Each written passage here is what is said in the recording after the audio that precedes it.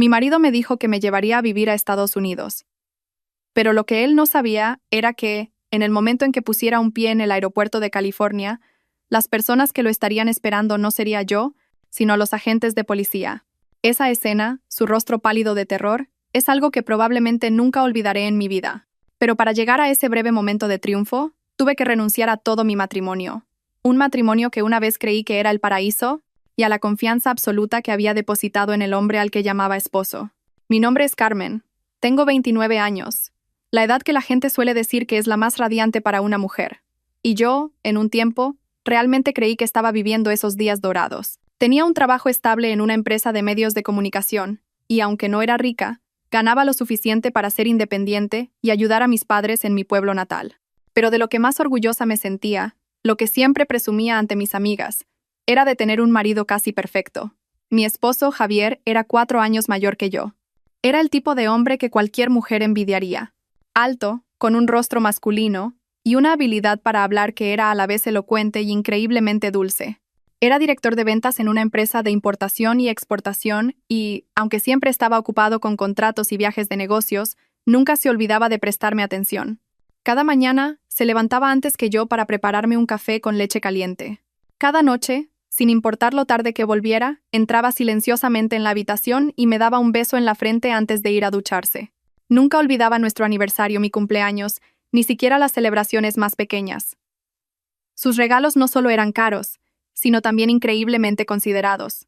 Recordaba qué colores me gustaban, qué perfume prefería, incluso la talla de mis zapatos, algo que a veces hasta yo misma olvidaba, y con mi familia era más que perfecto. Mis padres, en mi pueblo de Andalucía, eran agricultores humildes, pero cada vez que nos visitaba, se arremangaba para ayudar a mi madre en la cocina o para labrar la tierra en el campo con mi padre.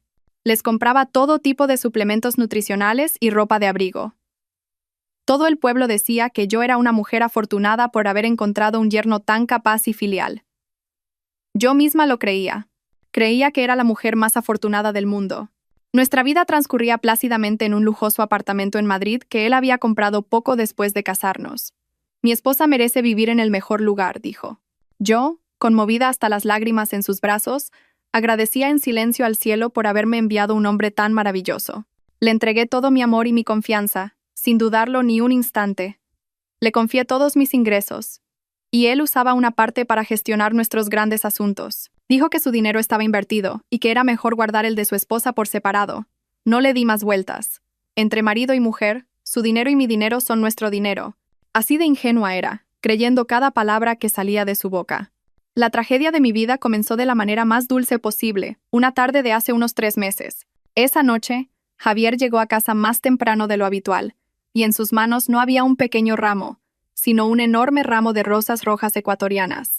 Él mismo fue a la cocina y preparó una cena exquisita con mi filete favorito y vino.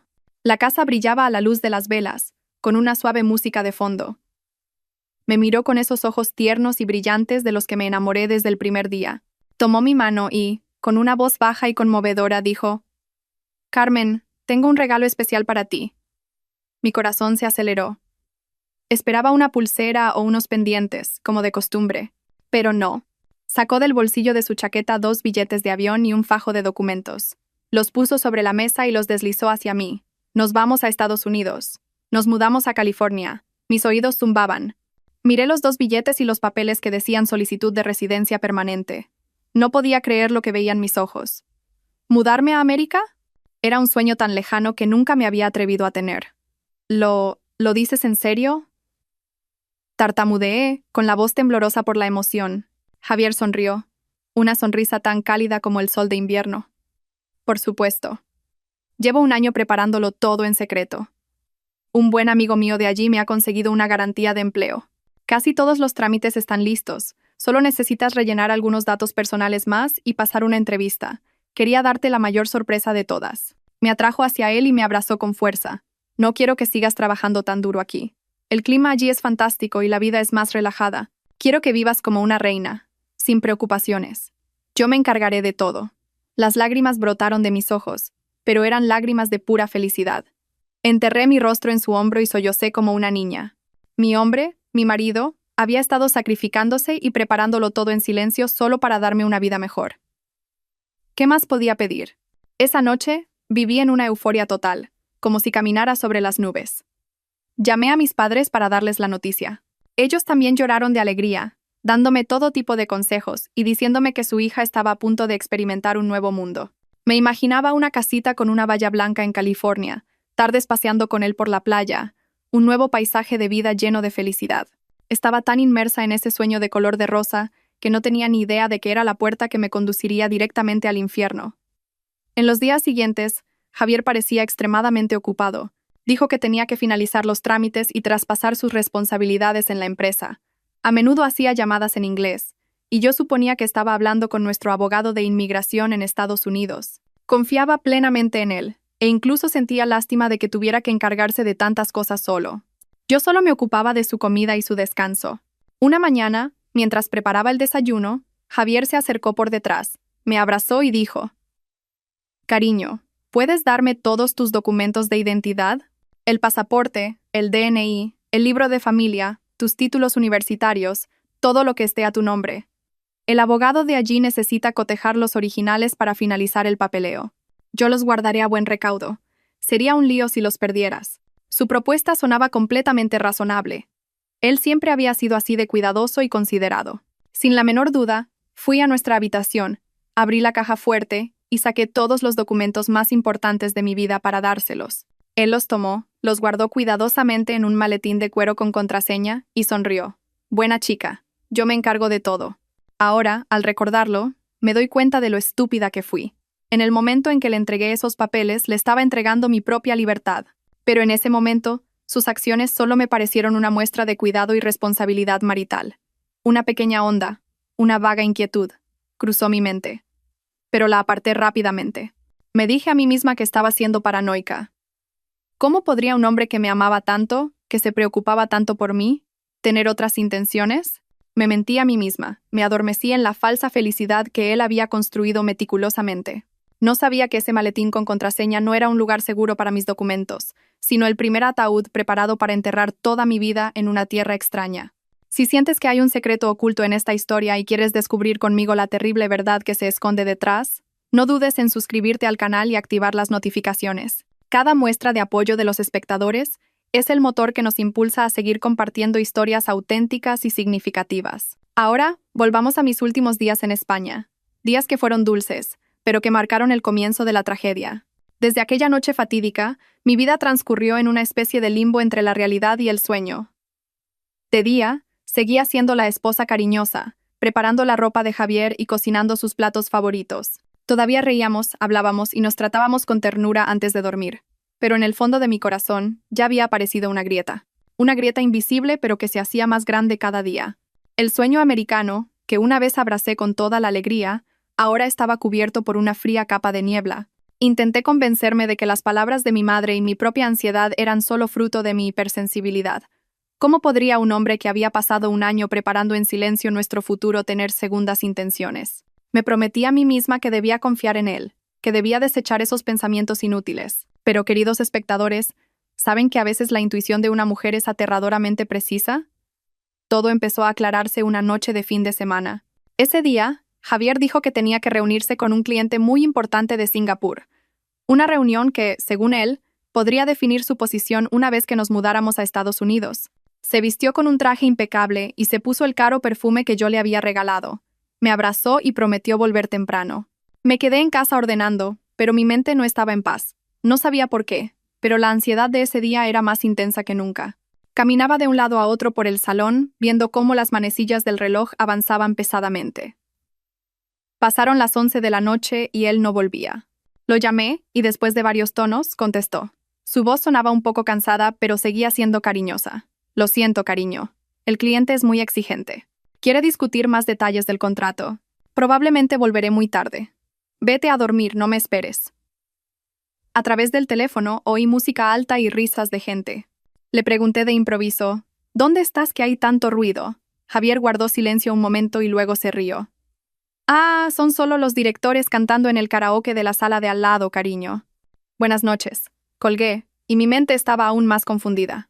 Algo no iba bien. Su voz seguía siendo dulce, pero sentí una extraña distancia. Y ese ruido no sonaba a karaoke, sino más bien al de un bar o una discoteca. Intenté ignorarlo y me metí en la cama, pero no pude dormir. Cerca de la 1 de la madrugada, oí la puerta abrirse. Javier había vuelto. Entró en la habitación y un fuerte olor a alcohol y a un perfume de mujer desconocido me golpeó. No era el perfume que yo usaba. Se sorprendió un poco al verme despierta, pero enseguida sonrió y se acercó para abrazarme. ¿Por qué no dormías? ¿Me echabas de menos? No respondí. Simplemente olí en silencio la extraña fragancia que lo envolvía. Pensando que estaba enfadada por su tardanza, intentó apaciguarme. Venga, lo siento. Mañana te compensaré con un día entero de compras. Entró en el baño. Me quedé sentada en la cama y una sensación de frío me invadió. ¿De quién era ese perfume? ¿Por qué me había mentido? Mientras el agua corría en el baño, mi mirada se posó sin querer en la chaqueta de su traje, colgada en una silla. Algo abultaba en uno de los bolsillos. Impulsada por una curiosidad irrefrenable, me acerqué sigilosamente y metí la mano en el bolsillo. Mi corazón latía como un tambor. Dentro no había una cartera ni un llavero, sino un teléfono móvil. Un smartphone negro, de último modelo, completamente desconocido para mí. Me quedé helada. Javier solo usaba un teléfono plateado, el que yo le había regalado por nuestro aniversario. ¿De dónde había salido este? Mis dedos temblaban mientras pulsaba el botón de encendido. La pantalla se iluminó. No tenía código de bloqueo, y lo que apareció en ella destrozó mi mundo en un instante. El fondo de pantalla no era nuestra foto de boda, era una foto de Javier. Sonreía radiante, abrazando por la cintura a otra mujer. Una mujer que no conocía, pero que era muy guapa, con un aire sofisticado y afilado. Rápidamente, revisé los mensajes, el WhatsApp, la lista de contactos. Había innumerables mensajes cariñosos con esa mujer y con varias otras, historiales de llamadas de horas. Pero eso no era todo.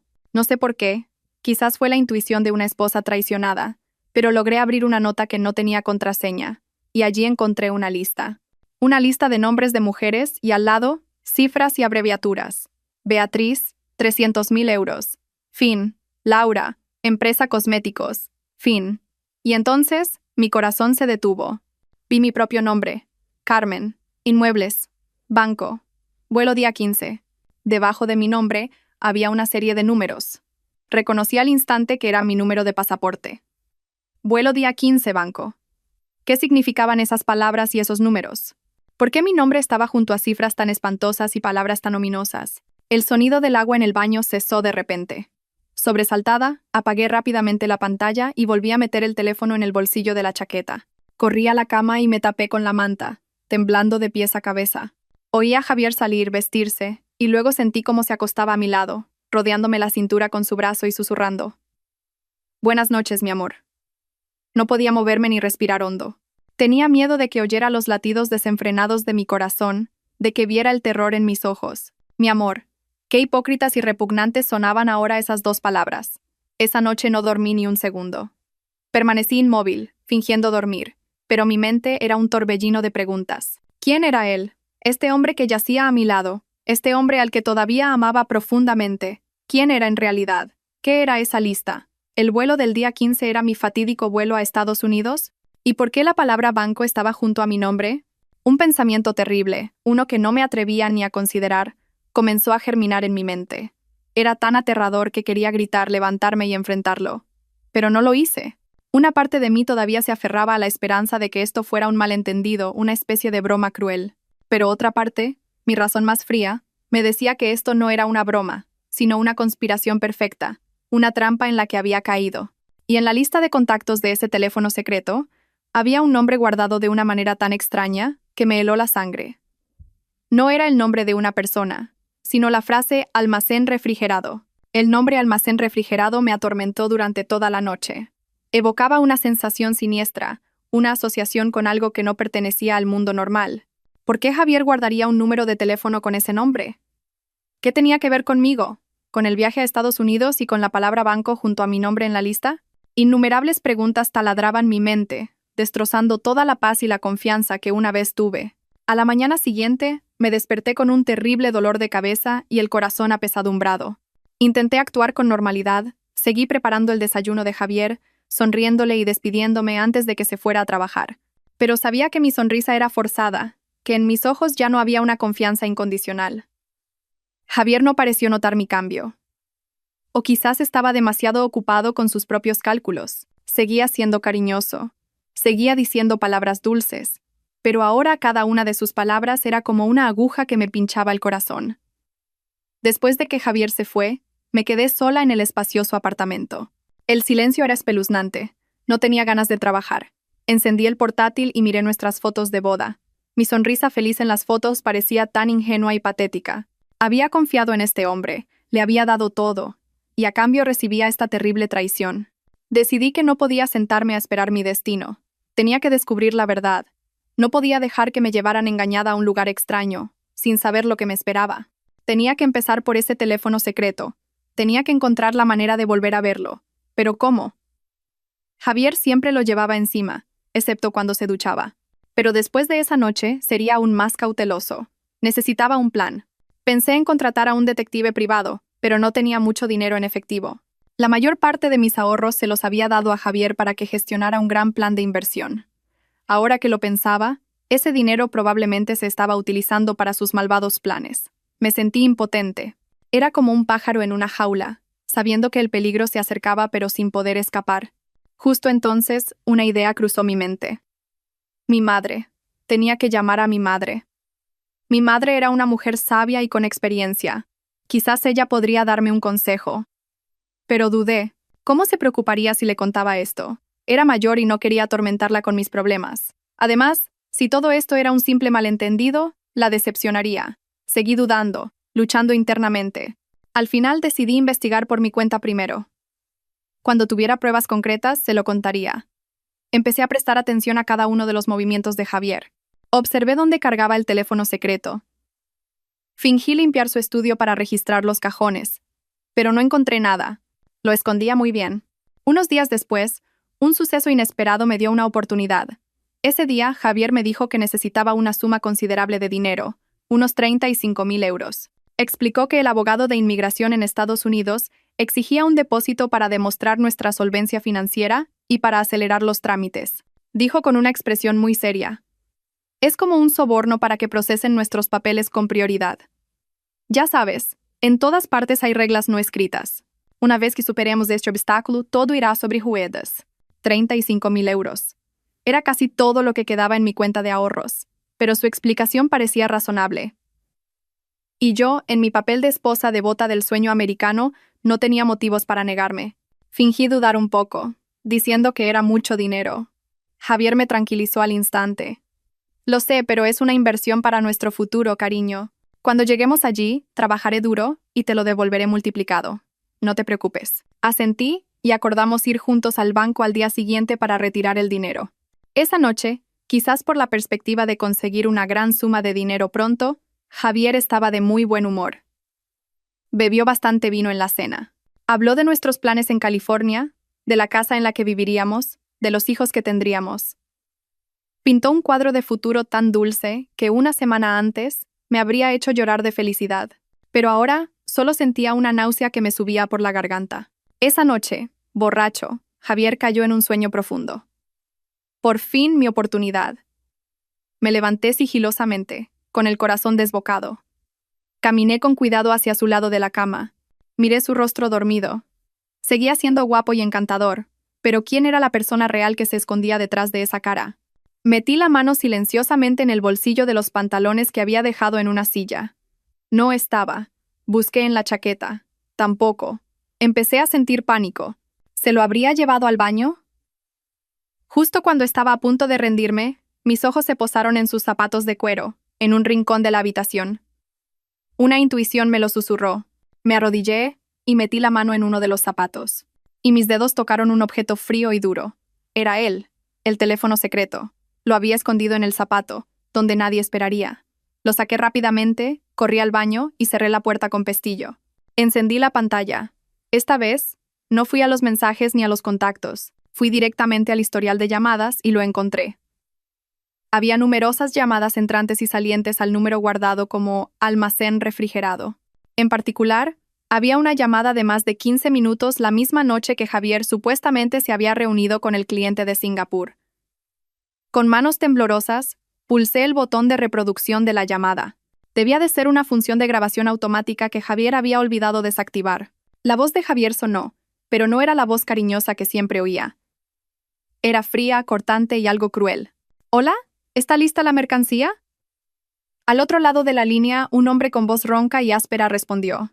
Claro que sí, Javier. La chica parece muy fresca. ¿Dónde has encontrado algo tan bueno? No te preocupes, jefe. Esta mercancía es de primera calidad, y los papeles son perfectos. Pasaporte, título universitario, incluso sabe inglés. Se podrá vender por un precio muy alto cuando la entreguemos. Bien, pero asegúrate de que no cause problemas. No nos gustan los líos. Sin problemas, jefe. Está loca por mí. Hará cualquier cosa que le diga. Le dije que íbamos a emigrar con residencia permanente y se puso a llorar de alegría. Cuando baje del avión y se dé cuenta de que ha sido vendida, probablemente pensará que es una broma. La risa espeluznante de los dos hombres resonó desde el teléfono. Tuve que apoyarme en la pared para no caer. Todo mi cuerpo temblaba sin control.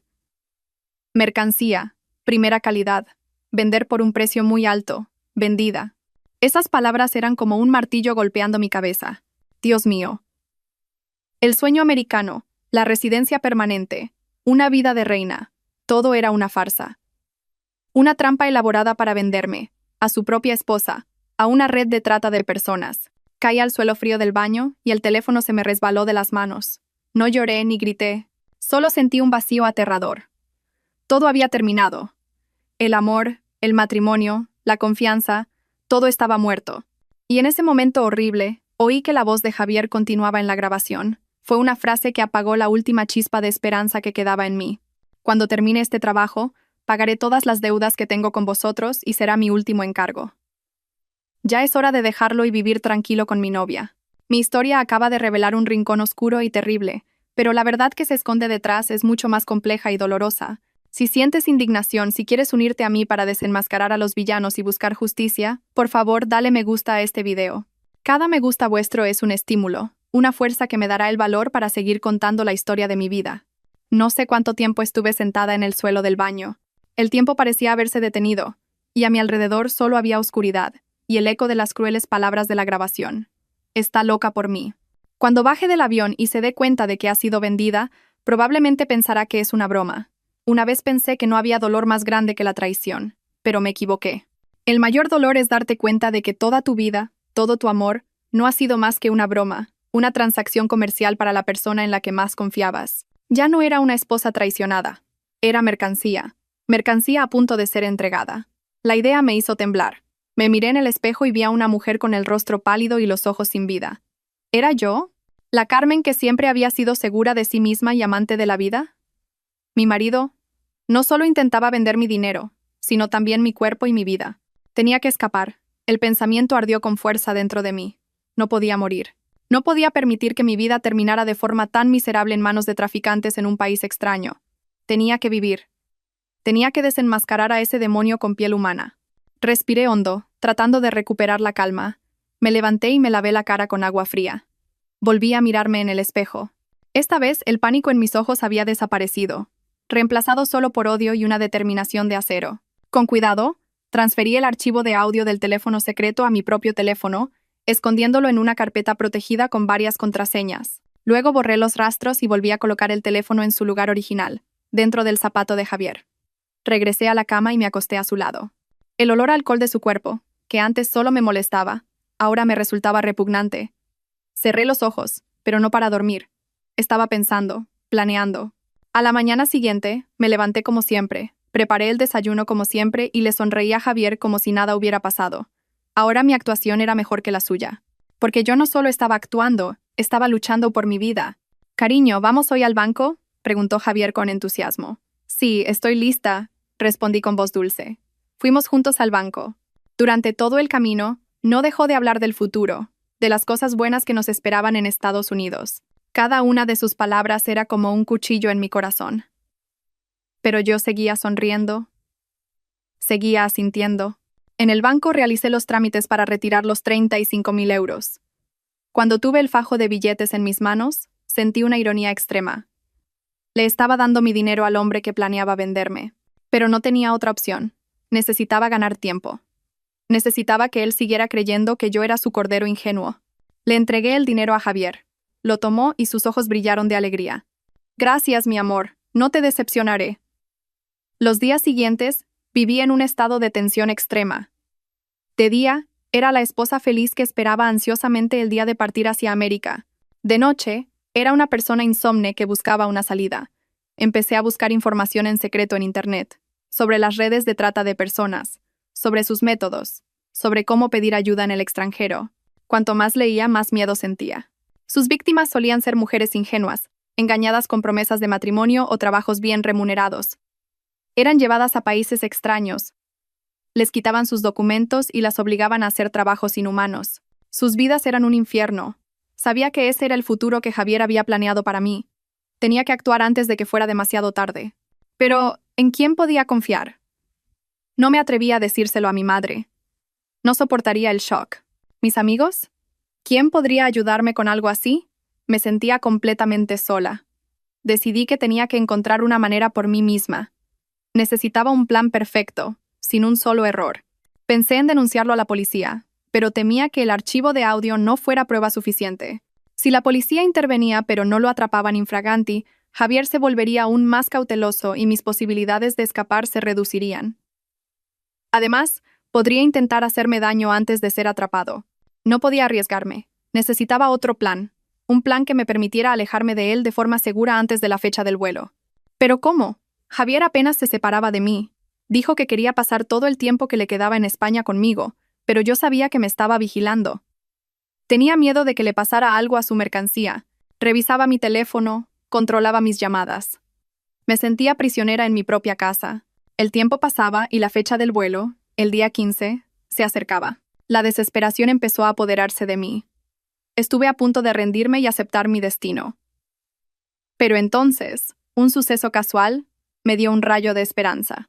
Ese día, Javier dijo que tenía que reunirse por última vez con el abogado de inmigración para recoger unos documentos. Me insistió en que me quedara en casa y no fuera a ninguna parte. Pero tan pronto como se fue, decidí seguirlo. Sabía que era una imprudencia, pero no podía quedarme de brazos cruzados. Tomé un taxi y seguí el coche de Javier. No fue a ningún bufete de abogados. Condujo hasta un polígono industrial en las afueras de Madrid, a un viejo almacén en un callejón apartado. El lugar parecía desolado y aterrador. Le pedí al taxista que se detuviera a la entrada del callejón. Pagué y entré sola a pie. Me escondí detrás de una pila de cajas viejas, con el corazón a punto de salírseme del pecho. Vi el coche de Javier aparcado frente a una puerta de hierro oxidada. Salió del coche y entró. La puerta del almacén estaba ligeramente entreabierta, y pude oír voces de gente hablando. Me acerqué con cuidado, intentando mirar por la rendija. Dentro, además de Javier, había otros 2 hombres. Uno era el hombre de la voz ronca de la grabación. El otro tenía un aspecto más amenazador, con los brazos cubiertos de tatuajes. Estaban de pie alrededor de una mesa, y sobre la mesa había un grueso fajo de dólares y mi pasaporte. El hombre de la voz ronca dijo: «Este es el anticipo. Una mercancía tan buena no puede tener un precio bajo». Golpeó la pila de pasaportes. Javier sonrió con arrogancia. «No se preocupen, jefes. Yo mismo entregaré la mercancía ese día. Esta chica es muy dócil. No habrá ningún problema». El hombre tatuado miró a Javier con ojos penetrantes. «Más te vale. Ya sabes lo que te pasará si hay algún problema con este trabajo. Tus deudas de juego no son poca cosa. Deudas de juego». Así que esa era la verdadera razón. No solo era un estafador, sino también un ludópata ahogado en deudas. Estaba vendiendo a su propia esposa para pagarlas. Esta verdad era más cruel que cualquier cosa que hubiera podido imaginar. Perdí el equilibrio y di un paso atrás, pateando sin querer una lata vacía. El sonido de la lata retumbó en el silencio. «¿Quién anda ahí?», gruñó el hombre tatuado. Aterrada, me di la vuelta y eché a correr. Oí maldiciones y el sonido de pasos persiguiéndome. Corrí a toda velocidad sin mirar atrás. Salí del callejón a la calle principal y paré desesperadamente un taxi que pasaba. «Señor, rápido, por favor, rápido», grité, con la voz ronca de pánico. El taxi aceleró y se marchó. Miré hacia atrás y vi a los 2 hombres parados a la entrada del callejón, mirándome con ojos asesinos. Javier también había salido corriendo, con el rostro pálido de terror. Me había visto. Todo estaba descubierto. Mi plan había fracasado antes de empezar. Ahora no solo corría el riesgo de ser vendida, sino también de ser eliminada. ¿Qué debía hacer? Parecía que mi camino hacia la supervivencia estaba completamente bloqueado. El taxi corría por la oscuridad de la noche. El viento me golpeaba la cara, pero no sentía nada más que un pánico extremo. Todo estaba expuesto. Javier sabía que yo conocía su plan. No me dejaría en paz. Él y su banda me buscarían. No podía volver a casa. Ese lujoso apartamento era ahora una trampa mortal. Tampoco podía ir a casa de mis padres. Temía ponerlos en peligro. ¿A dónde podía ir? Mi mente estaba completamente en blanco. El taxi se detuvo en un concurrido cruce. «Señora, ¿a dónde vamos?», preguntó el conductor. Miré a mi alrededor aturdida. Las luces de neón de la ciudad parpadeaban. La gente iba y venía sin cesar, pero yo me sentía completamente perdida y sola. No tenía a dónde ir. En mi momento más desesperado, una imagen cruzó mi mente.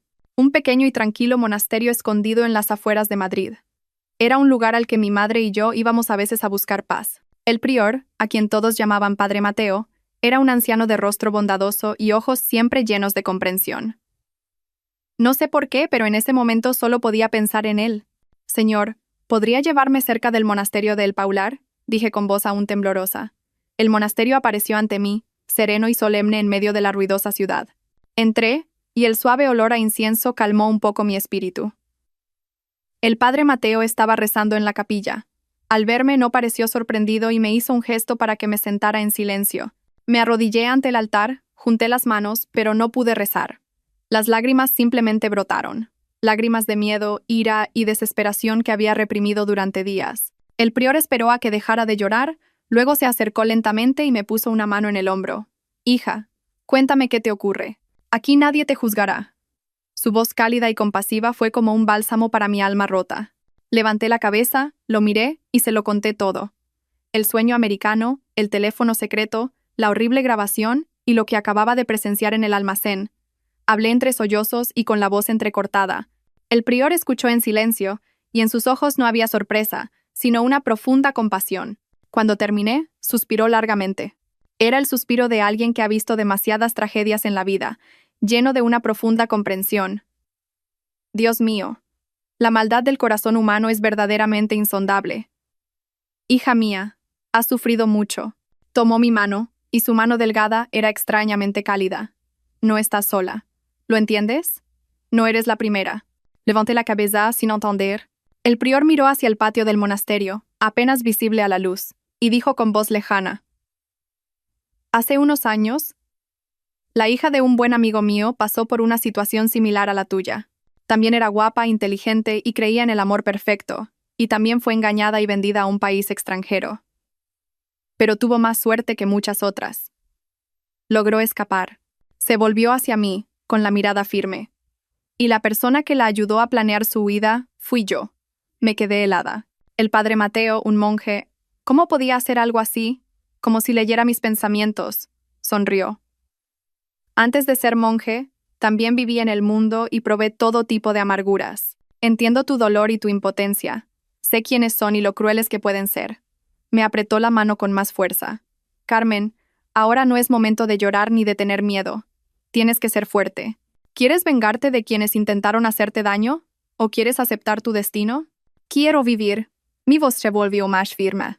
«Y quiero que paguen por lo que han hecho». «Bien», asintió el prior. «Entonces, a partir de ahora, sigue mis instrucciones. Yo te ayudaré». Esa noche, me quedé en el monasterio. Por primera vez en días pude dormir un poco. No fue un sueño profundo, pero ya no me sentía sola ni indefensa. Tenía un aliado inesperado, pero muy poderoso, a mi lado. A la mañana siguiente, el prior me despertó muy temprano. «No tenemos mucho tiempo. Javier te estará buscando por todas partes. Tenemos que ir un paso por delante de ellos». Me llevó a conocer a un hombre llamado Miguel, de unos 40 años. Dirigía un pequeño bufete de abogados, y aunque su apariencia era afable, su mirada era muy aguda. «Este es el hijo del amigo del que te hablé», me presentó el prior. Él la ayudó con los aspectos legales. Miguel me estrechó la mano, y su voz era tranquilizadora. «Señorita Carmen, el padre me ha contado a grandes rasgos su caso. No se preocupe, haremos todo lo posible por ayudarla». Le conté toda la historia de nuevo. Le puse la grabación y le describí lo que había visto en el almacén. A medida que escuchaba, el rostro de Miguel se volvía más serio. Esto no es un simple fraude matrimonial, dijo. Es un caso de crimen organizado que podría estar relacionado con la trata de personas y otras actividades delictivas. Debemos ser extremadamente cuidadosos. Miguel y el padre Mateo se sentaron conmigo y trazaron un plan detallado. Un plan que ni yo misma habría imaginado. Lo primero, dijo Miguel, no puedes desaparecer por completo. Si desapareces, Javier te buscará como un loco, y tu familia en el pueblo podría correr peligro. Tienes que volver. ¿Volver?, pregunté desconcertada. Sí, tienes que volver, continuó el prior, pero no para ser una víctima, sino con un nuevo papel, un nuevo plan. Tienes que hacer creer a Javier que te has rendido por completo, que estás aterrorizada y que has aceptado tu destino. Tienes que bajar por completo su guardia y la de su banda. Miré al prior y a Miguel, todavía confundida. El plan era demasiado audaz, demasiado arriesgado. ¿Volver a la boca del lobo y salir ilesa? Pero al ver la determinación en sus ojos, supe que era el único camino. No tenía a dónde retroceder. Tenía que luchar esta batalla. Ya no sería la víctima. Sería la que le daría la vuelta al tablero, y no solo escaparía, sino que haría caer todo su juego. Pero, ¿cómo podía volver de forma natural? ¿Cómo hacer creer a Javier que me había rendido por completo? Se propuso una idea arriesgada pero muy lógica, que requería más sacrificios de los que había imaginado. Tienes que volver por tu cuenta.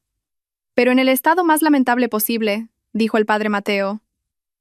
Su voz era tranquila, pero cada palabra se clavaba en mi corazón como un puñal.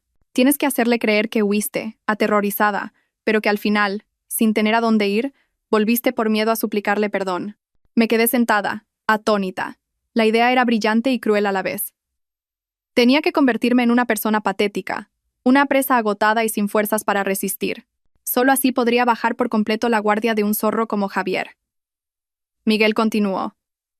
Nosotros prepararemos todo. Mañana por la mañana temprano, te llevaremos a un motel destartalado en las afueras de Madrid. Pasarás un día allí. Durante ese tiempo, dejarás deliberadamente algunos rastros. Por ejemplo, preguntar por una dirección, comprar algo de comida en una tienda, y al día siguiente por la noche, tomarás un taxi y volverás al apartamento por tu cuenta. ¿Pero cómo puedo parecer realmente miserable?, pregunté con voz temblorosa. El prior me miró, y había un atisbo de compasión en sus ojos. Tienes que hacerlo tú misma, Carmen. Dejaste de todo tu dinero. Deja solo lo justo para el taxi. Vístete con ropa vieja. Despeínate. Pon cara de agotamiento. Tienes que llorar, tienes que interpretar el papel de una mujer completamente destrozada. Respiré hondo. Lo entendí. Esta era una prueba de mi propio valor. Tenía que tragarme mi orgullo, abandonar la imagen de la Carmen fuerte y transformarme en una verdadera víctima. Solo así podría engañar al enemigo. A la mañana siguiente, todo transcurrió según lo planeado. Me cambié a la ropa vieja que el padre me había preparado, no me maquillé y me recogí el pelo de cualquier manera. Me miré en el espejo.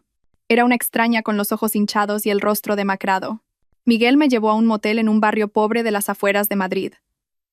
La habitación era pequeña, húmeda y olía a moho. Pasé allí todo el día, sin comer ni beber nada. El miedo, el odio y la humillación bullían dentro de mí.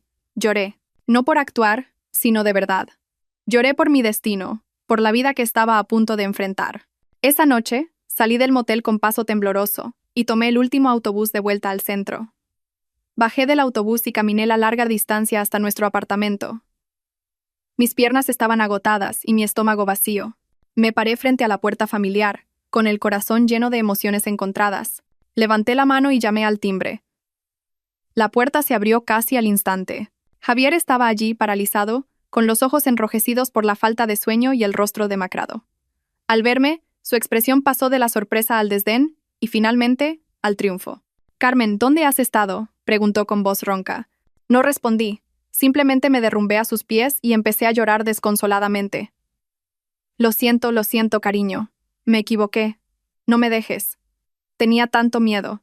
Interpreté a la perfección el papel de una mujer completamente rota. Javier se quedó atónito por un momento. Probablemente no esperaba que volviera en este estado. Pero pronto, una sonrisa de triunfo se dibujó en sus labios. Me ayudó a levantarme, y su voz volvió a su falsa ternura. Ya está, no llores. Me alegro de que hayas vuelto. Has sido una tonta. ¿Por qué huiste? ¿Sabes lo preocupado que he estado? Me ayudó a entrar en casa y cerró la puerta. Me preparó un vaso de leche caliente y me limpió la cara con una toalla tibia. Interpretó a la perfección el papel del marido magnánimo que perdona a su esposa descarriada. «Come algo. Tienes un aspecto terrible», dijo, acariciándome el pelo, pero pude ver claramente la satisfacción en sus ojos. La presa había vuelto a la trampa por sí misma. Ya no sospechaba. Creía que me había rendido por completo, que había vuelto suplicando su protección por puro miedo. Esa noche, me abrazó y me contó lo preocupado que había estado, lo mucho que se había esforzado por encontrarme. Dijo: «Sé que has oído cosas malas, pero es un malentendido. Esa gente solo está celosa de nuestra felicidad y difunde rumores. Tienes que confiar en mí». Enterré la cara en su pecho y respondí débilmente: «Sí, pero en mi corazón había un desprecio absoluto». Su actuación era perfecta, pero la mía era aún mejor. Había superado con éxito el primer paso. Había vuelto sana y salva a la boca del lobo. Ahora, permanecería junto al enemigo, observando cada uno de sus movimientos, reuniendo más pruebas y esperando el momento de lanzar el contraataque decisivo. Los días siguientes, viví como una sombra en mi propia casa.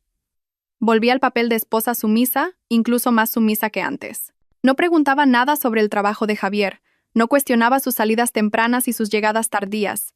Simplemente cocinaba, limpiaba y esperaba en silencio. Javier confiaba plenamente en mí y había bajado la guardia por completo.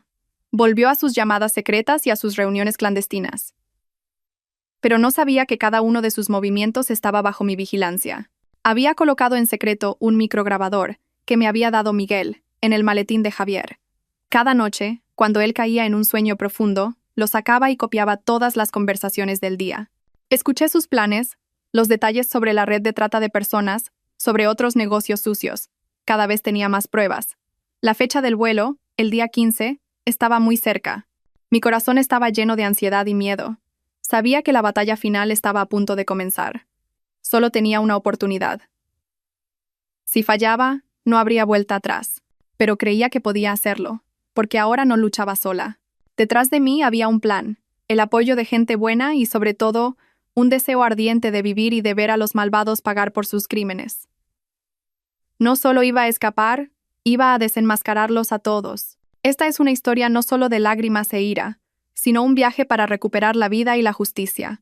Si crees que la protagonista de esta historia merece un final feliz, por favor comparte este video con tus amigos y familiares. Cada vez que lo compartas será una advertencia, ayudando a muchas otras mujeres a ser conscientes de los peligros potenciales y a saber cómo protegerse. Los últimos días en España transcurrieron en una sofocante falsa paz. Javier fue extrañamente bueno conmigo.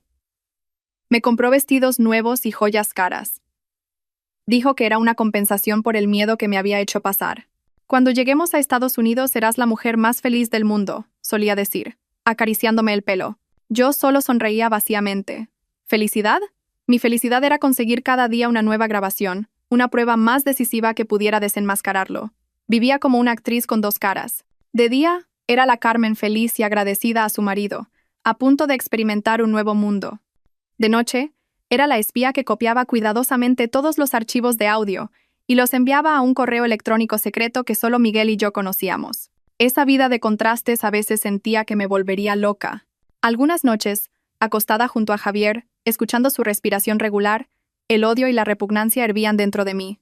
Quería gritarle a la cara, hacerle saber que lo sabía todo. Pero tenía que contenerme. Tenía que ser paciente. Un solo movimiento en falso podría arruinarlo todo. El padre Mateo y Miguel se mantenían en contacto regular conmigo a través de un teléfono secreto que me habían dado. Me informaban del progreso del plan. Todo estaba listo. Una nueva identidad con otro nombre.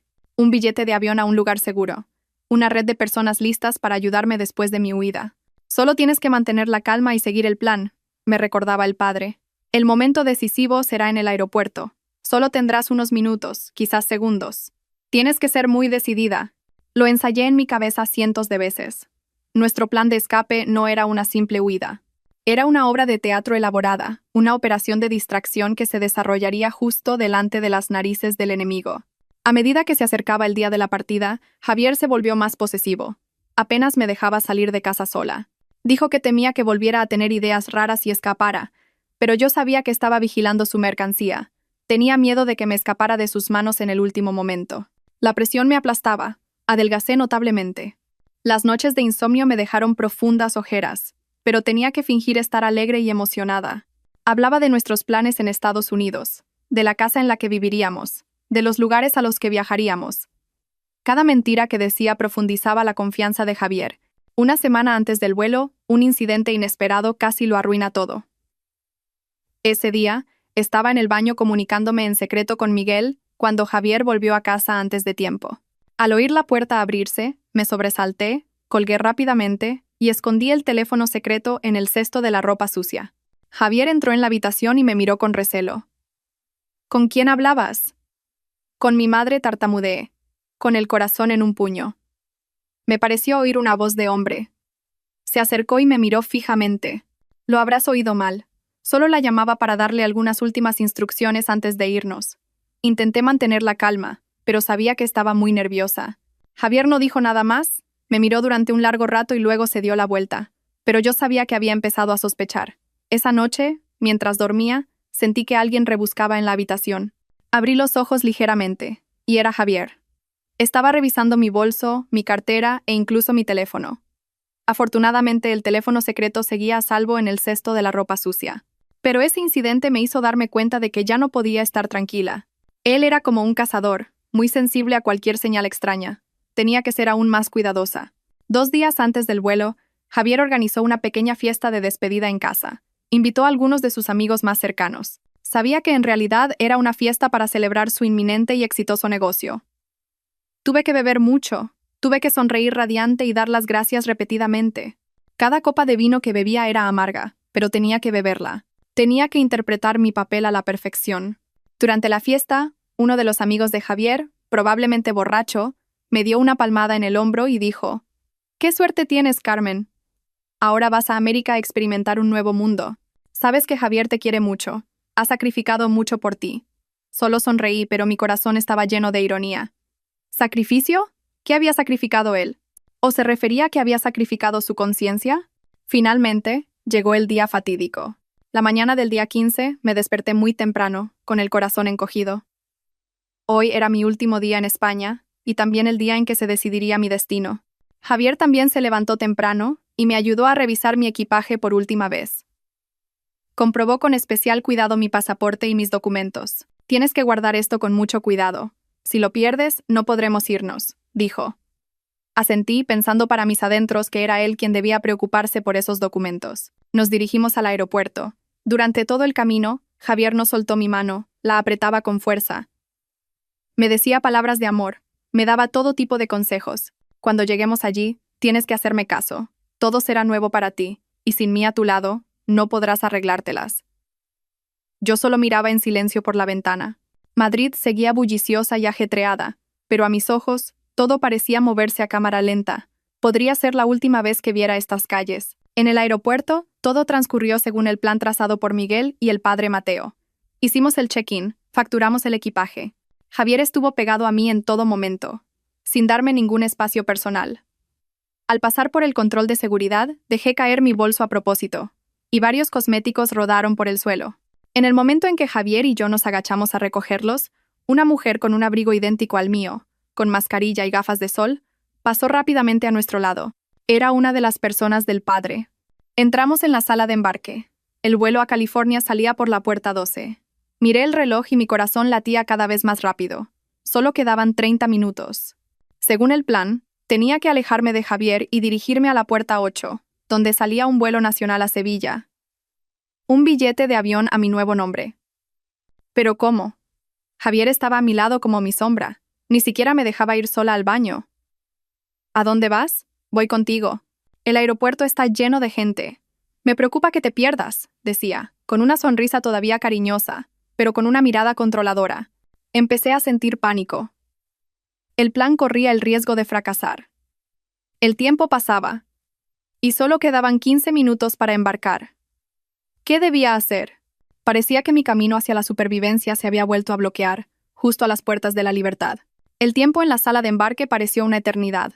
Cada tic-tac del segundero era un martillo golpeando mi pecho. En la puerta 12, la puerta al infierno, ya habían empezado a anunciar la preparación para el embarque. Los pasajeros comenzaron a hacer cola, Y Javier se volvió hacia mí con una sonrisa de satisfacción que no podía ocultar. Ya casi es la hora, cariño. En unas pocas horas, comenzaremos una nueva vida. Apretó suavemente mi mano, que estaba helada, pero su sonrisa era cálida. Sentí náuseas. ¿Una nueva vida? Solo para ti, pensé. La voz del padre Mateo resonó en mi cabeza. Cálmate, Carmen. Tienes que estar muy tranquila. La oportunidad llegará cuando nadie se lo espere. Miré a mi alrededor, buscando una salida, y mis ojos se detuvieron en un pequeño puesto de café en un rincón de la sala. Una idea audaz cruzó mi mente. Cariño, me volví hacia Javier, con un tono ligeramente suplicante. Tengo mucha sed. ¿Podrías comprarme un café con leche? Quiero tomar un último café español antes de irnos. Javier dudó un poco. Pero ya casi embarcamos, cariño. Venga, por favor, será solo un momento. Me apetece mucho. Quizás porque estaba de muy buen humor o porque pensaba que en esta sala de embarque era imposible que escapara, finalmente asintió. Está bien, quédate sentada aquí. Vuelvo enseguida. Señaló un asiento justo al lado de la puerta 12 y me lo advirtió con firmeza. Se fue, por fin. Era mi oportunidad. Solo tenía unos minutos. Mi corazón parecía que iba a salirse del pecho. Miré hacia el puesto de café y vi a Javier haciendo cola. Respiré hondo, me levanté y fingí ir hacia el baño. Pero en lugar de girar hacia el baño, seguí recto y me mezclé con la multitud que se movía por la sala. Caminé muy rápido, con la cabeza gacha, intentando no llamar la atención. Puerta 8. Me repetía a mí misma. Estaba al final del pasillo. Casi corría, y las lágrimas de tensión empezaron a brotar. No me atreví a mirar atrás. Tenía miedo de que Javier me estuviera persiguiendo. ¿Es usted la señora Laura García? Una voz grave y masculina sonó a mi lado. Me sobresalté y me giré. Un hombre con uniforme de personal del aeropuerto estaba de pie junto a mí. Era un contacto de Miguel. Sígame, dijo brevemente, y me guió por un pasillo de personal. Caminamos por un pasillo desierto. Mis pasos resonaban en el suelo de baldosas. Me sentía como si estuviera en una película de acción. Finalmente, se detuvo frente a una puerta. La puerta 8 estaba justo delante. Señorita, aquí tiene su billete y sus documentos. Me entregó un billete de avión y un nuevo DNI a nombre de Laura García. Mucha suerte, dijo, y se dio la vuelta y se fue. Me paré frente a la puerta 8. El vuelo a Sevilla estaba en el último llamado a embarque.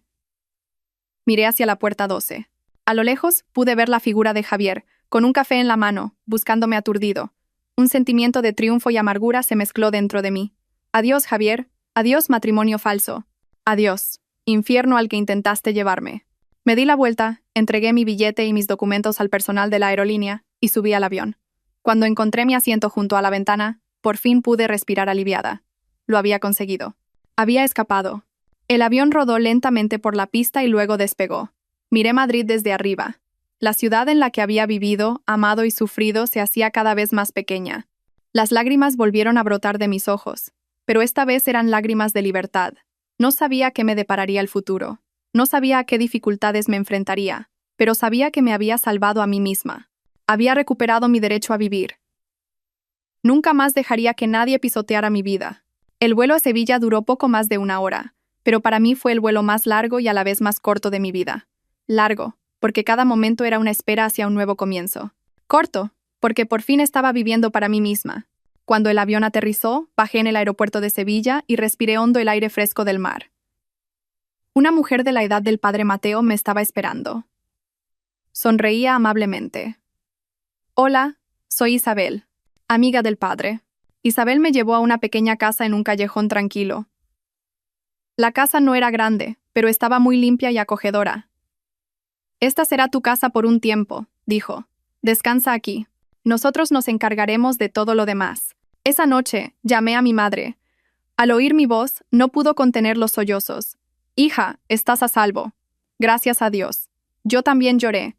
Por primera vez en días, pude llorar con tranquilidad. Le conté todo a mi madre.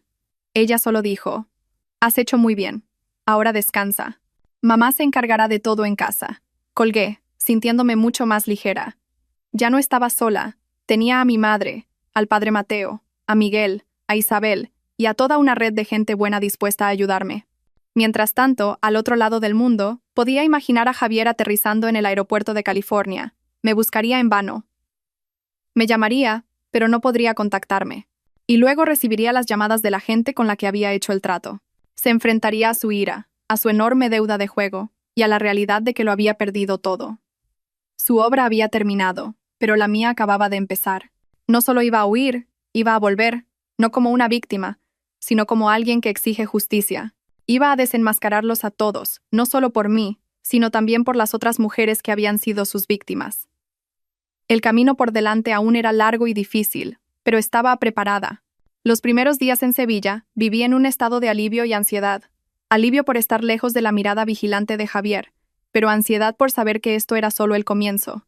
Él y su banda no se rendirían fácilmente. Isabel me cuidó con mucho esmero. Me cocinaba comidas deliciosas y me contaba historias de esta hermosa ciudad. No me preguntaba mucho sobre mi pasado, solo me daba una palmada en el hombro de vez en cuando y decía: «Considera este tu hogar. Todo saldrá bien». La calidez y la paz de este lugar me ayudaron a recuperar gradualmente mi equilibrio mental. Empecé a dedicar tiempo a pensar en el siguiente paso. Huir no era una solución a largo plazo. No podía vivir toda mi vida con un nombre falso, temiendo ser descubierta. Tenía que enfrentarlos. Miguel seguía en contacto regular conmigo. Me informó de que, como habíamos previsto, Javier estaba en un estado de pánico extremo.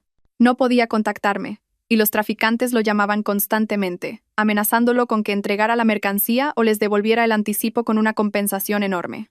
Está atrapado en Estados Unidos sin dinero ni documentos, ya que entró con un pasaporte falso, y es perseguido por ambos lados. «Está probando el mismo infierno que él te había preparado a ti», dijo Miguel. No sentí ninguna alegría al escuchar eso, solo amargura. Un hombre que se había llevado a sí mismo a la ruina por su codicia y crueldad, pero sabía que no era suficiente con dejarlo vivir con miedo. Toda una organización criminal seguía en pie. Seguían engañando a otras mujeres. No podía mirar hacia otro lado. Le comuniqué mi decisión a Miguel. «Quiero denunciarlos. Quiero sacar todo a la luz».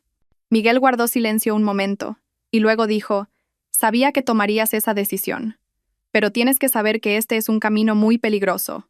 Tendrás que enfrentarte a ellos directamente. Podrías recibir amenazas. Incluso tu vida podría correr peligro». «Lo sé», respondí con firmeza. «Pero no tengo miedo. Si me quedo en silencio, ¿cuántas otras Cármenes habrá?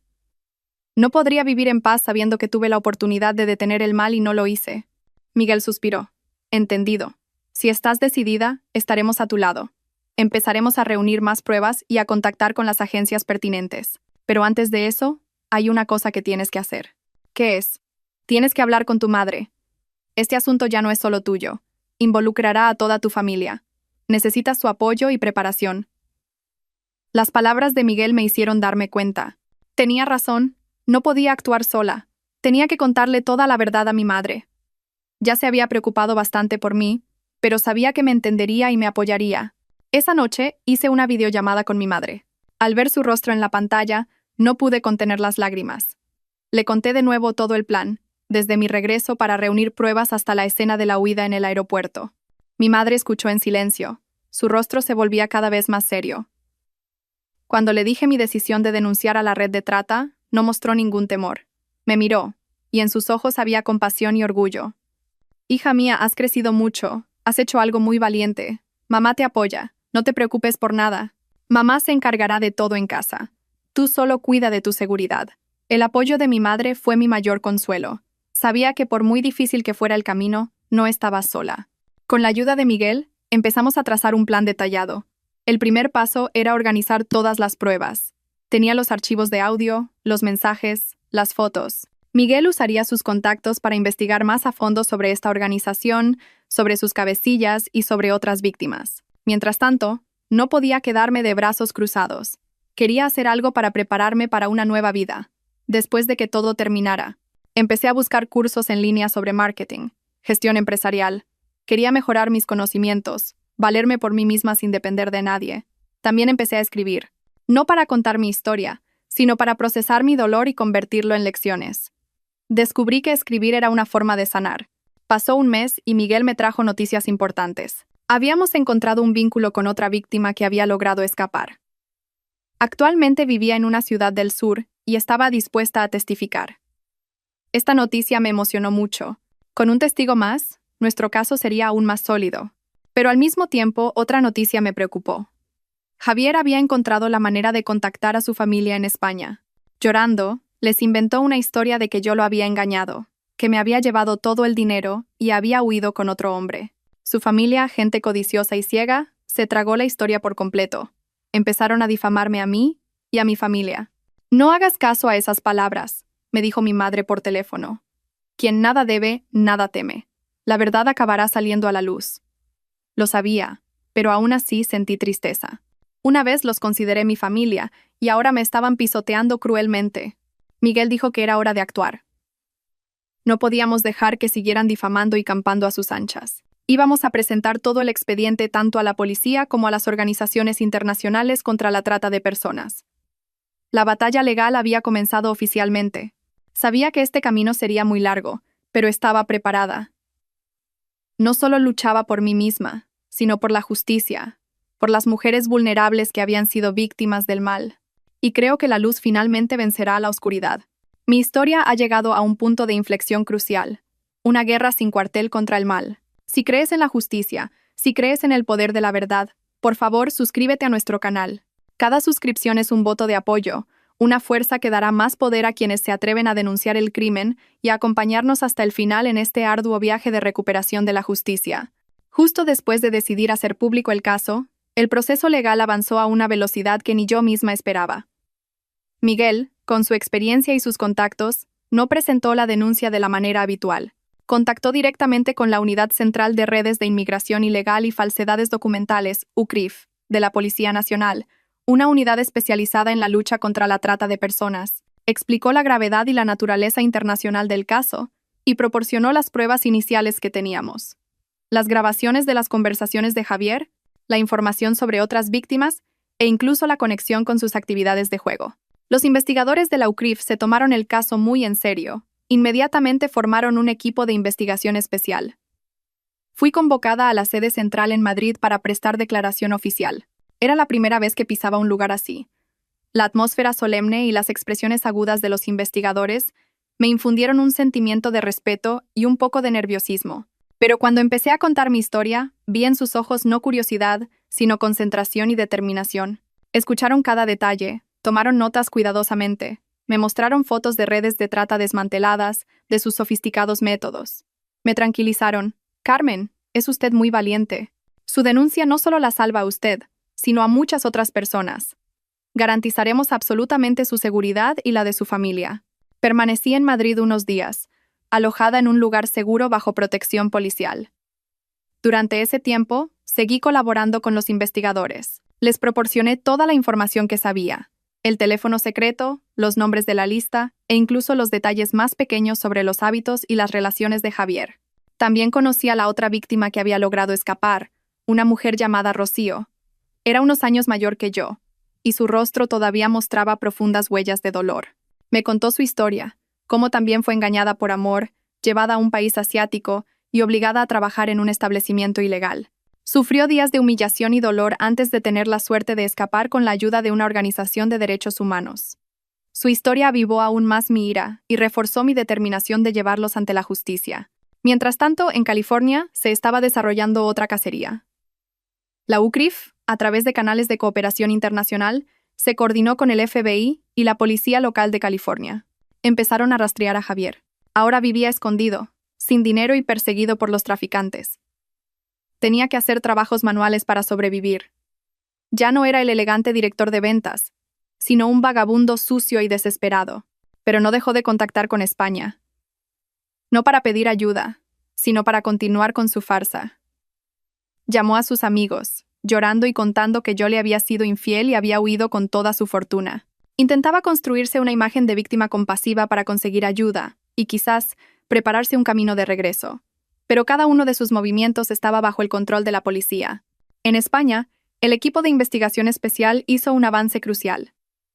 Basándose en la información que proporcioné, la policía localizó rápidamente la ubicación del almacén refrigerado. No era un almacén real, sino una lujosa casa camuflada en las afueras. Un lugar donde reunían a las víctimas antes de enviarlas al extranjero. Se llevó a cabo una redada sorpresa. La policía detuvo al hombre de la voz ronca y a varios de sus secuaces, y rescató a 3 jóvenes que estaban retenidas allí. También eran víctimas, engañadas con promesas de trabajos bien remunerados. La noticia del desmantelamiento de una parte de la red se mantuvo en secreto para no alertar a los cabecillas, pero los que estaban detrás empezaron a oler el peligro. Empezaron a buscar formas de destruir pruebas y huir. Fue entonces cuando mi plan con el padre Mateo dio sus frutos.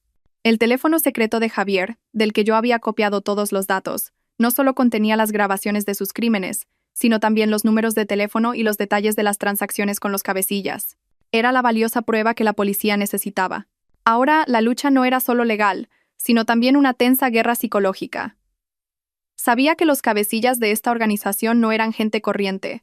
Podían tener dinero, poder e incluso contactos influyentes. Para desmantelar todo un sistema criminal como ese, los policías y yo tendríamos que enfrentarnos a más dificultades y peligros. Pero no me echaría atrás. La luz de la justicia empezaba a verse al final del túnel, y estaba dispuesta a recorrer este camino hasta el final, por muy espinoso que fuera. Y no sabía que en los próximos días se revelaría una verdad aún más terrible sobre mi propio marido. Una verdad que me haría mirar atrás a mis 5 años de matrimonio con una perspectiva completamente diferente. Mientras la investigación especial en España hacía importantes avances, en California, el cerco sobre Javier se iba cerrando. La policía estadounidense, tras seguirle la pista, decidió actuar. No lo detuvieron de inmediato. Querían usarlo como cebo para atrapar a los miembros de la red de trata que operaban en Estados Unidos. Crearon una oportunidad, una trampa, para hacer creer a Javier que había encontrado una salida. Un agente encubierto de origen hispano se acercó a Javier, haciéndose pasar por un intermediario que le prometía ayudarle a escapar de vuelta a España. Por supuesto, el precio era exorbitante. Javier, desesperado, no sospechó nada. Aceptó de inmediato. Contactó frenéticamente a su familia en España, exigiéndoles que consiguieran el dinero a toda costa. Sus padres, creyendo ciegamente su historia de que yo le había hecho daño, se movieron por todas partes para salvar a su hijo. Vendieron sus últimas propiedades, pidieron prestado a familiares y amigos, y reunieron el dinero que Javier les pedía. No tenían ni idea de que estaban financiando la trampa que se había preparado para su hijo. Podía imaginar la escena. Javier, eufórico tras recibir el dinero, yendo a reunirse con el intermediario para preparar su huida. Y justo cuando soñaba con volver a España, vengarse de mí y empezar una nueva vida, la policía irrumpió. Fue detenido infraganti, junto con el falso intermediario y una gran cantidad de dinero en efectivo. La noticia de la detención de Javier en Estados Unidos fue portada en los medios de comunicación de ambos países. Esta vez no eran rumores ni artículos parciales. Las principales agencias de noticias informaron de ello, con pruebas claras de la policía. La foto de Javier esposado, con el rostro demacrado y aturdido, se difundió por todas partes. Los padres de Javier en España se derrumbaron al ver la noticia. No podían creer que el hijo que tanto amaban y en el que tanto confiaban fuera un demonio. La farsa que había construido se había derrumbado por completo, arrastrando consigo el honor y la fe de toda una familia. Mientras tanto, en España, la investigación continuaba. Con las declaraciones de los detenidos y los datos obtenidos, la policía identificó al verdadero cabecilla de la organización en el país. No era un matón de aspecto rudo, sino un exitoso hombre de negocios con una máscara perfecta. Controlaba en la sombra el juego, la usura, y utilizaba a deudores como Javier como herramientas para llevar a cabo sus operaciones de trata de personas. Se puso en marcha un plan de cerco y detención a gran escala. Se llevaron a cabo redadas simultáneas en numerosos lugares, oficinas de empresas, residencias privadas, locales de juego camuflados. El cabecilla y decenas de otros sospechosos fueron detenidos. Una organización criminal sofisticada y cruel fue oficialmente desmantelada. El día que recibí la noticia, no pude contener las lágrimas. Lloré, pero no de alegría por su caída. Lloré porque por fin se había hecho justicia. Lloré por mí, por Rocío, por las 3 jóvenes rescatadas y por todas las víctimas cuyos nombres ni siquiera conocía. Nuestro sufrimiento finalmente había sido compensado. Tras el desmantelamiento de la organización, decidí volver a Madrid. Ya no había nada que temer. Quería empezar de nuevo mi vida, justo en el lugar donde había caído. El día de mi regreso, mi madre y mis amigos me recibieron en el aeropuerto. Al verlos, sentí una calidez infinita. Había vuelto a casa, pero la historia aún no había terminado. Quedaba una última verdad, directamente relacionada conmigo y con Javier. Cuando se reveló, me hizo mirar atrás a mis 5 años de matrimonio con un terror absoluto. En el proceso de declaración para obtener clemencia, Javier lo confesó todo, no solo sus crímenes, sino también un secreto que había guardado durante 5 años. Un investigador me llamó. Me mostró el expediente de la declaración, y cuando leí la última línea, no pude sostenerme en pie. Resulta que, antes de conocerme, Javier ya sabía que no podía tener hijos. Había ido al médico y le habían diagnosticado infertilidad, pero se lo ocultó a todo el mundo, incluida a mí. Me utilizó, una mujer sana que lo amaba, como el escudo perfecto para ocultar su defecto. Me dejó soportar los susurros y las miradas inquisitivas de los familiares. Me dejó ir sola al hospital a tomar todo tipo de medicamentos para intentar tener un hijo. Observó cruelmente cómo sufría, y me angustiaba durante 5 años, todo para proteger su egoísta orgullo y su imagen de hombre perfecto. Esta verdad fue más cruel que su intento de venderme. Venderme era destruir mi futuro, pero engañarme sobre el tema de los hijos había destruido mi pasado, mi presente y la esperanza más sagrada de una mujer. Salí de la sala de interrogatorios con la mente en blanco. Ya no sentía odio, solo sentía una compasión infinita por esa persona. Una persona que había vivido toda su vida en una mentira, hasta convertirse en un monstruo. Mi matrimonio había terminado, pero la lección que me dejó me acompañaría toda la vida. Una lección sobre el corazón humano, la confianza y la fuerza para levantarse de las cenizas. El veredicto final para Javier y su banda fue dictado por numerosos cargos, incluyendo trata de personas y facilitación de la salida ilegal del país. Con pruebas irrefutables, Javier recibió una sentencia acorde con sus crímenes, pagando el precio por el mal que había causado. El cabecilla de la organización y los demás miembros también recibieron el castigo severo de la ley. Se hizo justicia, y los medios de comunicación dejaron de mencionar nuestros nombres. La tormenta realmente había pasado. Empecé una nueva vida en Madrid. No volví a mi antigua empresa. Quería un comienzo completamente nuevo. Con el dinero de la venta de la empresa, compré un pequeño apartamento en una urbanización tranquila, y decoré y arreglé cada rincón yo misma. Encontré la alegría en las cosas sencillas.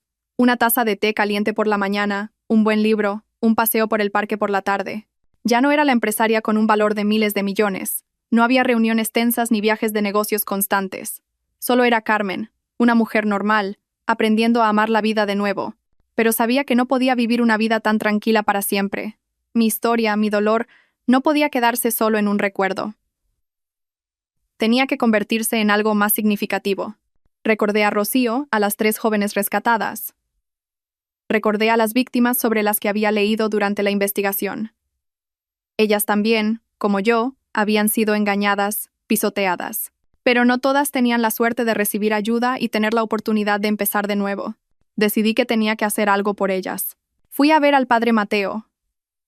Padre, quiero crear una fundación, una organización, para ayudar a las mujeres víctimas de la trata y la violencia doméstica. Le expliqué mi idea. El padre me miró, y la alegría brilló en sus ojos bondadosos. Sabía que lo harías. Tu corazón compasivo es lo que te salvó. Con la ayuda del padre Mateo, Miguel y mi madre, nació la Casa de Paz. No era solo un nombre, era un verdadero hogar.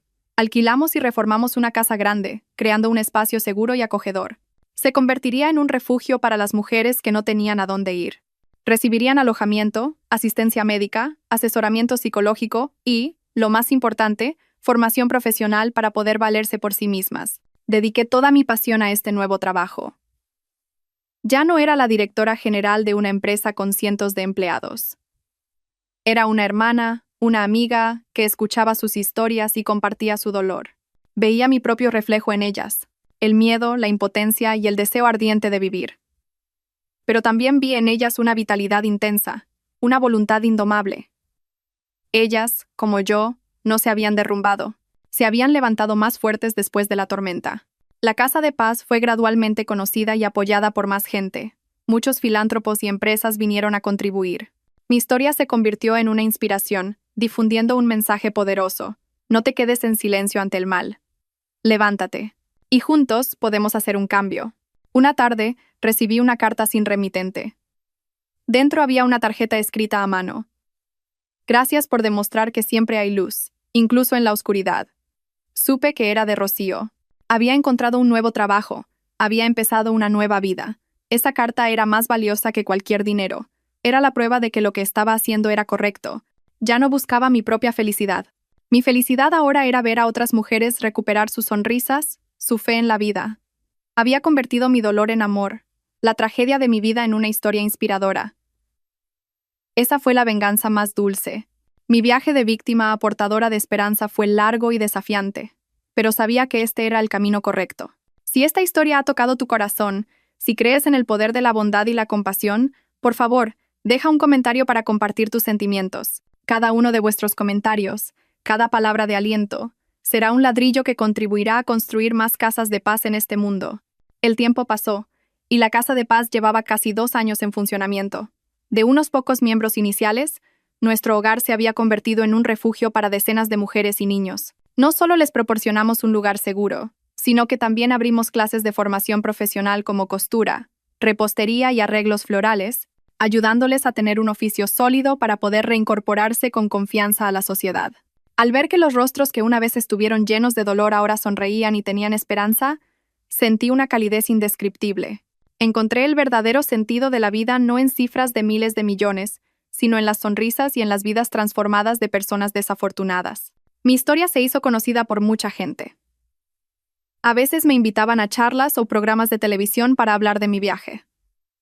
No me negaba. Lo veía como una oportunidad para difundir un mensaje de valor y esperanza. Quería mostrar a todo el mundo que, por muy sombría que sea la situación, mientras no te rindas, siempre hay luz al final del camino. Mi madre, después de jubilarse, también dedicaba la mayor parte de su tiempo a ayudar en la Casa de Paz. Se convirtió en la gran madre, la abuela de todos. Su experiencia y su amabilidad calentaron innumerables almas frías. Un día, mientras revisaba los libros de cuentas de la fundación, recibí una llamada de un número desconocido. Hola, ¿es usted la señora Carmen? La voz al otro lado de la línea era un poco vacilante. Sí, soy yo. ¿Quién es? Yo. Soy la madre de Javier. Me quedé helada. Hacía mucho tiempo que no oía ese nombre. Después de que Javier fuera detenido, oí rumores de que su familia había vendido su casa y vivía en la indigencia. Su padre había sufrido un derrame cerebral y estaba postrado en cama. ¿Qué desea? Intenté mantener la calma. La voz de la madre de Javier al otro lado de la línea se rompió en sollozos. Carmen, yo, te lo ruego. Mi hijo Javier va a salir pronto de la cárcel por buena conducta. Pero cuando salga, no tendrá a dónde ir. No tiene casa. Sus amigos lo han abandonado. Yo soy vieja. Mi marido está enfermo. No sé qué hacer. Lloraba desconsoladamente. Sé que no tengo derecho a pedirte nada, pero ¿podrías darle una oportunidad? Un simple trabajo, un lugar temporal donde quedarse. Te lo suplico. Me quedé en silencio. No sabía qué decir. La ira y el odio de antaño parecían haberse calmado. Ahora solo quedaba en mí un sentimiento complejo e indescriptible. ¿Ayudar al hombre que intentó llevarme a la muerte? ¿Perdonar al hombre que me causó un dolor inolvidable? ¿Podría hacerlo? Miré por la ventana. En el patio de la Casa de Paz, los niños jugaban alegremente. Recordé las palabras que me había dicho el padre Mateo. El perdón no es por los demás, sino por la paz de tu propia alma. Sabía que esta era una gran prueba. Una prueba para mi capacidad de perdonar. Pero quizás este era el último paso para poder cerrar de verdad el pasado. Señora, cálmese, dije, con una voz que se había suavizado. Necesito tiempo para pensar en esto. Cuando salga de la cárcel, dígale que venga a buscarme. Colgué, con la mente llena de pensamientos. Debía darle a Javier una oportunidad para empezar de nuevo su vida, o eso solo sería un riesgo potencial, una aventura para mí y para los que me rodeaban. No sabía la respuesta.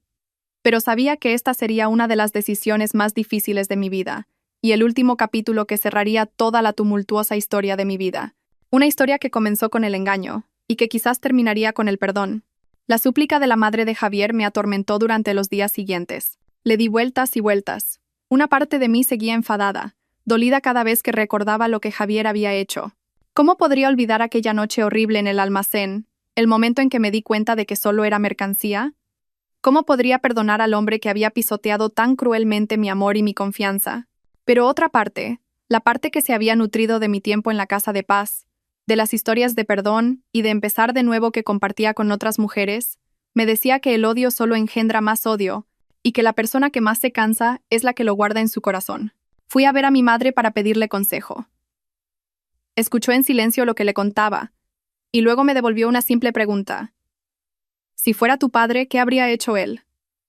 Su pregunta me dejó atónita. Mi padre, un hombre que había vivido toda su vida con tolerancia y bondad, una vez fue engañado por un socio comercial y lo perdió todo. Pero cuando esa persona volvió para disculparse, mi padre no dudó en darle una oportunidad. Cualquiera puede cometer errores. Lo importante es si se arrepienten, había dicho una vez. Encontré mi propia respuesta. Unos meses después, Javier salió de la cárcel. No vino a buscarme de inmediato. Una semana después, por fin se atrevió a aparecer en la puerta de la casa de paz. Yo había cambiado mucho, y él también. Ya no tenía ese aspecto pulcro y sofisticado. El Javier de hoy estaba delgado, con la piel curtida y el rostro profundamente marcado por el cansancio y la culpa. Se quedó en la puerta, sin atreverse a entrar, con la cabeza gacha. Salí tranquilamente. ¿Qué le trae por aquí? Javier levantó la cabeza, y en sus ojos ya no había arrogancia ni cálculo, solo remordimiento y vergüenza. No dijo nada, simplemente se arrodilló ante mí. Carmen, lo siento. Lloró. Las lágrimas de un hombre que se había dado cuenta de verdad de sus errores. No lo ayudé a levantarse. Me quedé en silencio, dejando que llorara. Sabía que este arrodillamiento, estas lágrimas, no eran para pedirme perdón. Era una penitencia que ofrecía a su propia conciencia. Cuando se calmó le dije, levántese, todo ha pasado ya. No me atrevo a esperar que me perdones, dijo Javier con voz temblorosa. Solo quiero hacer algo para expiar mis pecados. ¿Qué quieres hacer? Le pregunté. Puedo hacer cualquier cosa. Limpiar. Arreglar la electricidad o la fontanería. Cuidar el jardín. Cualquier cosa aquí. No necesito un sueldo. Solo un lugar donde quedarme y 3 comidas al día. Quiero pasar el resto de mi vida expiando mis culpas. Ayudando a gente en la misma situación que tú. Su propuesta me sorprendió. Lo miré profundamente a los ojos, tratando de encontrar un atisbo de falsedad. Pero solo vi sinceridad. Le di una oportunidad. No como mi exmarido, sino como un ser humano que quería empezar de nuevo su vida. Javier empezó a trabajar en la casa de paz. Trabajó muy duro, sin rechazar ninguna tarea. Hablaba poco, y cada vez que me veía, siempre bajaba la cabeza. Las mujeres de aquí al principio desconfiaban un poco de él y se mantenían a distancia, pero poco a poco, su diligencia y su silencio les hicieron cambiar de opinión. No era solo un jardinero o un reparador, era un oyente, una persona con la que compartir. Usó su propia historia para advertir a otros hombres, para aconsejar a los jóvenes que iban por el mal camino. No sé si su arrepentimiento era sincero o no, ni cuánto tiempo podría mantenerlo. Pero sabía que había hecho lo correcto. Le había dado la oportunidad de salvar su propia alma, y lo que es más importante, me había liberado a mí misma de la carga del pasado. Había aprendido la última y más valiosa lección, el perdón. No porque los demás merezcan ser perdonados, sino porque yo misma merezco tener paz. Mi historia, un viaje de la expiación a la paz, llega a su fin. Me ha enseñado mucho a mí, y quizás también a vosotros, los espectadores. Si habéis recorrido este camino conmigo hasta el final, si habéis llorado, reído, os habéis enfadado y habéis tenido esperanza conmigo, por favor, dedicaos un momento a darle me gusta y a compartir esta historia. Porque en algún lugar del mundo, todavía hay gente que necesita una historia como esta. Que necesita más fe y fuerza para superar su propia tormenta. Vuestra difusión es el acto más significativo para construir una sociedad mejor junto a nosotros. Un año después de la llegada de Javier a la Casa de Paz, muchas cosas habían cambiado. Construimos un nuevo edificio. Añadimos más clases de formación profesional. El número de mujeres y niños rescatados se duplicó. La Casa de Paz ya no era solo un nombre. Se había convertido en un símbolo de esperanza y renacimiento. Javier seguía allí, convirtiéndose en una parte indispensable de este lugar. Ya no era el trabajador silencioso, sino un hermano, un tío querido y respetado por todos. Demostró su arrepentimiento con sus acciones. Recuperó su valor no con dinero ni estatus, sino con trabajo honesto y amor por los seres humanos. A veces hablamos, pero nunca del pasado. Hablamos del futuro de la Casa de Paz, de nuevos planes e ideas. Entre nosotros ya no hay amor ni rencor. Solo el respeto de personas que han pasado juntas por una tormenta y han encontrado sus propios caminos. Yo también encontré mi propia felicidad, no en un nuevo amor, sino en la paz del alma. Estoy contenta con mi vida actual, sencilla pero llena de sentido. Ver rostros sonrientes cada día, presenciar cambios de vida, esa es mi mayor alegría. Una tarde, mi madre y yo estábamos sentadas en el porche de la casa, viendo el atardecer. Mi madre me tomó la mano y sonrió. «Hija mía, has encontrado tu camino». «Sí, mamá», respondí, apoyando la cabeza en su hombro. Y me he dado cuenta de que la felicidad no es un destino, sino un viaje. Un viaje para aprender a amar, a perdonar y a vivir una vida con sentido. Mi historia termina aquí. Una historia que comenzó con engaño y lágrimas, pero que terminó con amor y esperanza. Es la prueba de que, por muy sombría que sea la situación a la que nos lleve la vida, mientras no perdamos la fe en la humanidad y en la justicia, siempre podremos encontrar la luz. Gracias a todos los espectadores por acompañarme en este largo viaje. Espero que esta historia sea un pequeño regalo que os traiga más fe en la vida. Recordad, después de cada lluvia sale el sol. Y después de cada tormenta, nuestras almas se fortalecen.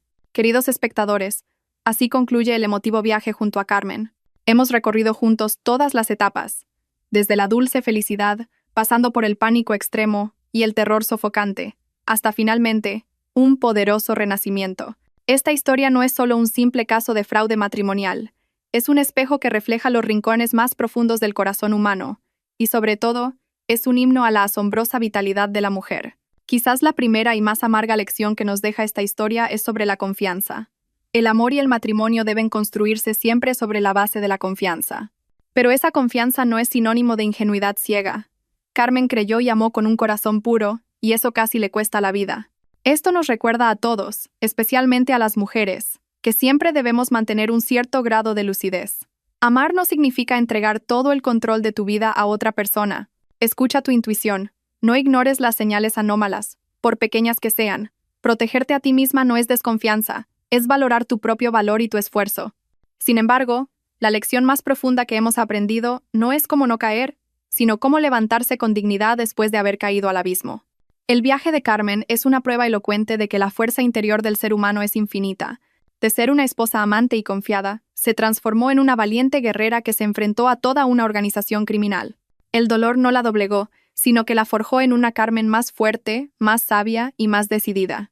Esto nos demuestra que en la vida, nadie puede evitar las tormentas, pero en lugar de dejarnos abrumar por el dolor, podemos convertirlo en un motor, utilizando las cenizas del pasado como cimientos para construir un futuro más sólido. Cada cicatriz puede ser un símbolo de resiliencia. Y quizás el valor humano más noble que nos deja esta historia es la lección sobre el perdón y el camino para recuperar el sentido de la vida. Carmen podría haber elegido vivir en el odio, regodeándose en la caída de quienes la habían dañado, pero no lo hizo. Eligió el camino más difícil, transformando su dolor personal en una misión más grande: construir la casa de paz y dar esperanza a otras personas desafortunadas. La venganza más dulce no es hacer sufrir a tus enemigos, sino vivir una vida tan brillante y significativa que ellos ya no existan en tu mundo. La decisión de darle a Javier una oportunidad para empezar de nuevo no fue una debilidad, fue la cima de la fortaleza, porque el perdón no es por los demás, sino para liberar a tu propia alma de las cargas del pasado. Al final, la verdadera felicidad no proviene del dinero ni de un hombre perfecto, proviene de la libertad del alma, de ser dueña de tu propia vida y de encontrar sentido en todo lo que haces. Esperamos que la historia de Carmen sea como una pequeña luz, que dé calor y esperanza a todos los que se sientan perdidos o desesperados. Creed que, por muy sombría que sea vuestra situación, siempre tenéis la fuerza suficiente para levantaros y encontrar vuestra propia luz. Si la historia de hoy ha tocado vuestro corazón y os ha dejado valiosas lecciones, no dudéis en difundirla. Dadle me gusta, compartid este vídeo con vuestros seres queridos y dejad un comentario sobre lo que más os ha impactado. Vuestra difusión no solo es un apoyo a nuestro canal, sino también un acto de sembrar semillas de valor y esperanza en la comunidad.